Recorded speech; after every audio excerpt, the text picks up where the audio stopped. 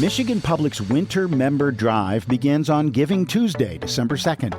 But you don't have to wait. If you received a letter or email from us, please reply or visit michiganpublic.org/donate today. Your support keeps trusted news strong.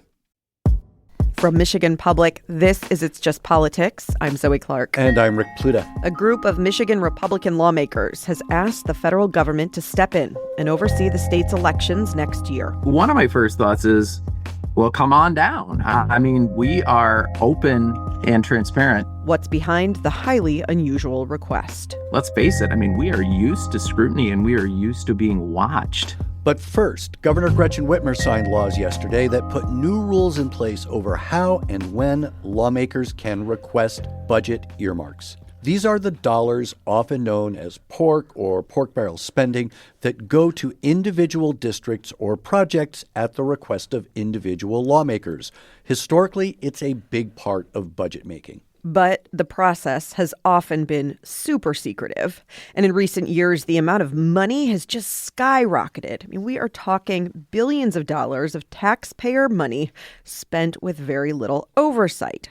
That has also led to, in recent years, criminal charges and investigations into corruption at the state capitol. Bridge, Michigan's Simon Schuster keeps a very watchful eye on the flow of money in Lansing, and he is here now to talk about the new bills. Simon, hi. Hey, thanks for having me on. So, Simon, what will this new legislation do? Yeah, so this is a pretty big shift for the budgetary process in Lansing. Oftentimes we'd see, in the past couple of years, we'd seen at times more than $1 billion allocated to individual local projects at the 11th hour of the budgetary process. I'm talking hours before these budgets go to the floor of the legislature and are passed, sent to Governor Whitmer and signed into law, that all of the spending would be revealed. Now, this law is going to require them to give 45 days notice. Governor Whitmer had suggested 5 days. The Democratic-led Senate had suggested 10, and then GOP House Speaker Matt Hall was like 90 days. And so what they arrived at, their compromise is 45, and this information is going to be publicly posted online, including who's going to receive the funds and how much is being requested and who is requesting it. This is all information that the public until the past year did not have before. Simon, how did we get to this point where this is needed? Yeah, so there's been a series of tawdry scandals that have dogged the earmark process, sort of the spending spree. It's worth noting that 2 years ago, there was more than $1 billion doled out. The year after that, more than $600 million. And so back in 2021, we saw a grant to a $25 million health park in Clare. Only problem is that there was no health park and the nonprofit that was receiving it didn't exist yet. And we ultimately found that through some investigation that some of this money was allegedly, according to Attorney General Dana Nessel, being embezzled by a former aide of the House Speaker, David Coker. And so he's currently facing criminal charges for these. And then there's an ongoing criminal investigation into a nonprofit called Global Link that was founded by an MEDC, a Michigan Economic Development Corporation board member and close ally of Governor Whitmer, Faye Baydoun. And reporting from the Detroit News found that she had spent the money on things like first-class plane travel and a $5,000 coffee maker. At the same time, we've also seen that this is a significant influence peddling scheme in the sense that there are major donors. There was a Macomb County real estate developer who, after receiving a multi-million-dollar grant to redevelop some parts of downtown Mount Clemens, then donated hundreds of thousands of dollars back to influential legislators who helped get that grant through the door. So this is a process that exposes a little bit of the underbelly, the less savory side of Lansing, and policymakers have been decided, or at least have been pressured, to bring this out under public light. Simon, Republican Speaker Matt Hall said, and this is a quote, that this is the most important ethics, accountability, and transparency legislation to pass through the legislature. Is that a fair statement? Well, it's important to note that he called this part of his Hall Ethics, Accountability, and Transparency plan. But it's only one part of what he called for in terms of a multi-pronged reform. This is just the one that was able to pass out of the legislature. And at the same time, the governor's office and the legislature remain exempt from the Freedom of Information Act. So in terms of the amount of transparency being granted here, it's a significant step in the right direction, but it's not necessarily bringing full transparency to some of the more hidden aspects of state government. Well, with that in mind, is there really any sense at the Capitol that this is going to change things? Well, I think that we've seen that it has so far in the sense that in the last budget, while we had more than $1 billion 2 years ago, more than $600 million in earmarks the year after that, this most recently passed budget saw just about $160 million passed in earmarks. It's significantly less money. While that also means that, lawmakers had lower spending targets for these individual grants, will this perhaps disincentivize lawmakers from, sort of maybe having less evaluated or maybe less savory spending requests? It's possible. But at the same time, if there's something that, if you're in a sensitive district and you have a risky spending plan, then you can often just ask your colleague to sponsor it for you. So I think the proof will be in the pudding as to whether or not this will actually bring some sort of transparency to this otherwise opaque process. Simon Schuster, Capitol reporter for Bridge, Michigan. Simon, thanks so much. Thanks, Simon. Thanks for having me.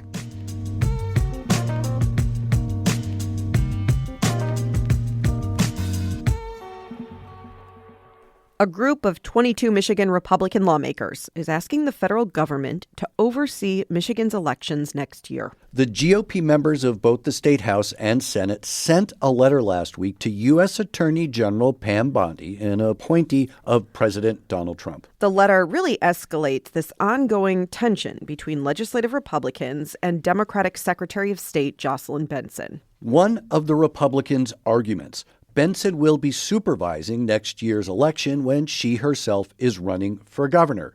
They say Benson's office can't be trusted to be fair and impartial when she is on the ballot. But there is a long history of secretaries of state overseeing elections when they're on the ballot. And moreover, elections in Michigan are actually run locally with hundreds and hundreds of people watching over polling places and ballot counting, and local clerks who actually administer the elections. One of those clerks is Ottawa County's Justin Roebuck. We often turn to him when we have questions about elections and voting in Michigan. Clerk Roebuck, welcome back. Hey, it's good to be with you guys. Thanks for having me on. What did you think when you first heard about this request to the Justice Department? I think honestly, one of my first thoughts is, well, come on down. We are open and transparent in our election process, and there's really nothing new to having observers observe the process of what happens in elections. Obviously, federal election observers have been here in the past, certainly observe in many places. We have a lot of different observers from either political parties or just interested parties observing the elections process because elections are fundamentally transparent. So I think that is one of my first reactions. I think a second reaction is the fact that oversight of our elections is a very strong word, and clearly the federal government only has very limited role in overseeing anything when it comes to states' elections. But the good news is, as you said earlier, elections are not overseen by any one official in the state of Michigan. We have literally over 1,600 election officials, from our city clerks to our township clerks to our county clerks. They are administering the election process. And underneath them are bipartisan teams of individuals who are appointed, who take an oath of office, who get sworn in. They are on the ground, fundamentally, neighborhood community volunteers on the front lines of the elections process as well. So we are very decentralized, and no one official is going to oversee our elections in Michigan. So I think those are the two thoughts that came to my mind at first. So how much and where does Secretary of State Jocelyn Benson matter in this process, like you said, when local clerks like you are the ones on the ground administering elections and voting? I think it's a really fair question. And I think for a lot of people in the media, I think the political parties and the narrative, whether it's nationally or even at the statewide level, has given this aura of power to certain officials, whether that is the Department of Justice and the Attorney General or the Secretary of State in any given state. But the reality is, on the ground, the Secretary of State is a critical office. It's certainly very important on a lot of different levels. They provide training and instruction. They provide guidance. They provide material support to our election administrators administrators across the state of Michigan. And I wouldn't want to downplay that significant role that the Secretary of State plays. But at the end of the day, when you're looking at how an election is functionally run, from the time the election equipment is tested in a public setting, those tests are overseen by local election officials and they are open to the public. And then the process of actually conducting an election, any time where votes are counted, they're being counted by bipartisan teams of individuals. So members of both political parties present and watching each other's work, essentially.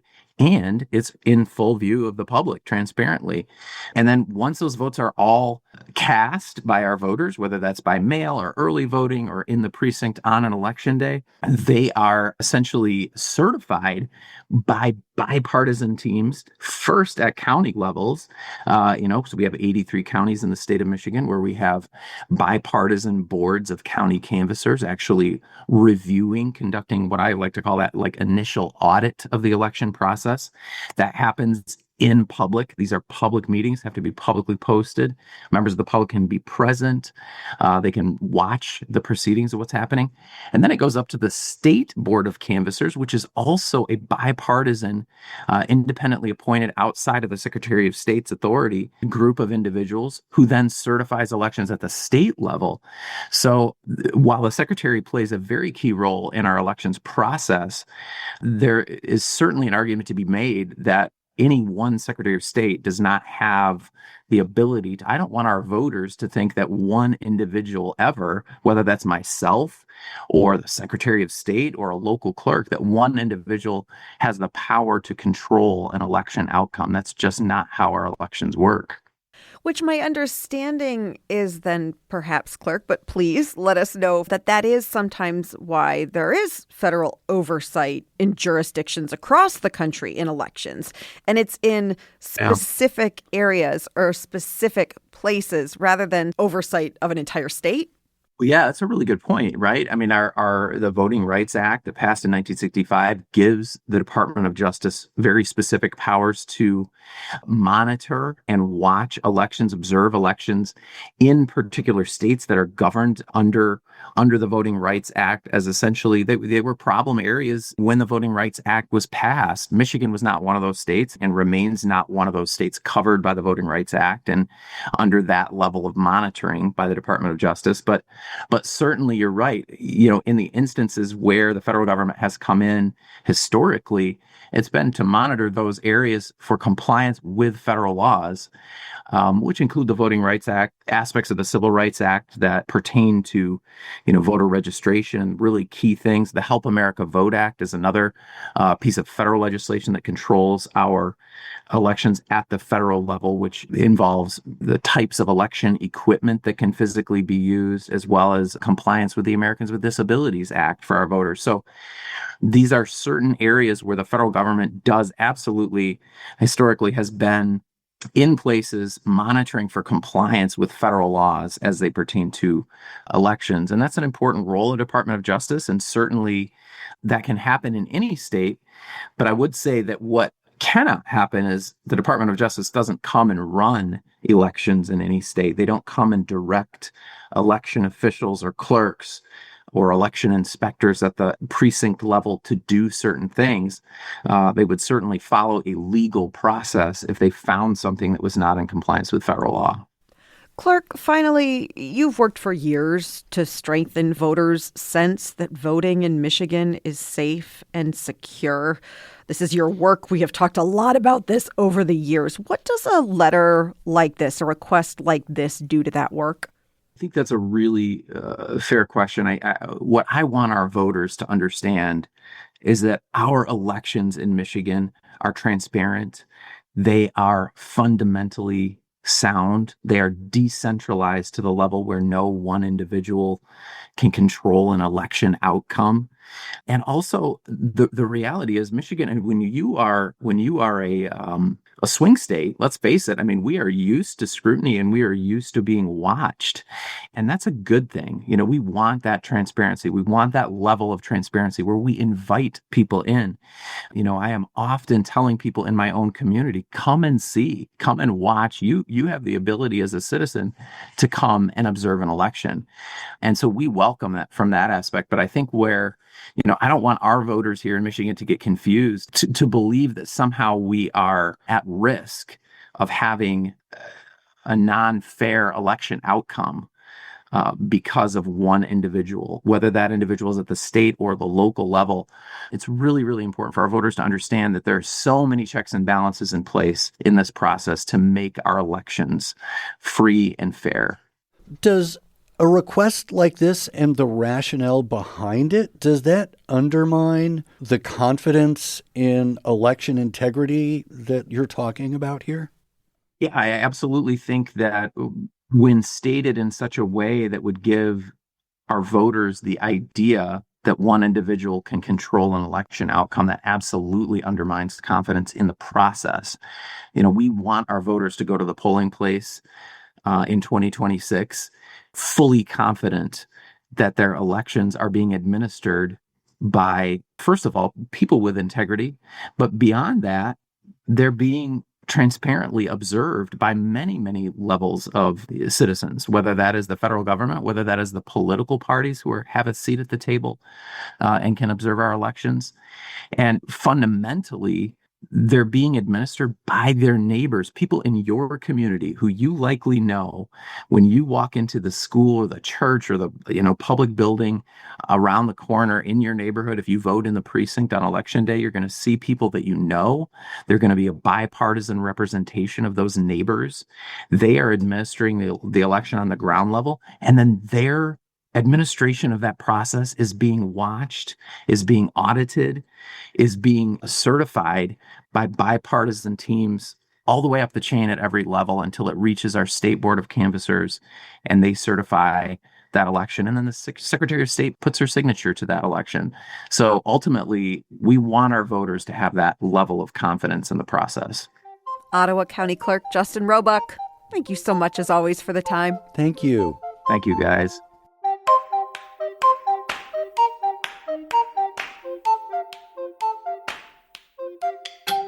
And Zoe, we should note, one of the Republicans who signed onto this letter is former Secretary of State, now Michigan State Senator Ruth Johnson. Johnson was Secretary of State when she was on the ballot, running for re-election to that office in 2014.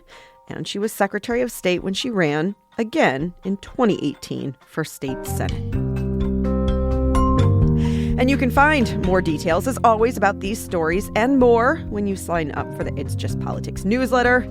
MichiganPublic.org is the place to let us know your email address, and we will be in your inbox every Friday afternoon with the latest on what's happening in Michigan politics and the state capitol. And that is It's Just Politics for today. I am Zoe Clark. And I'm Rick Pluta. Let's talk again next week.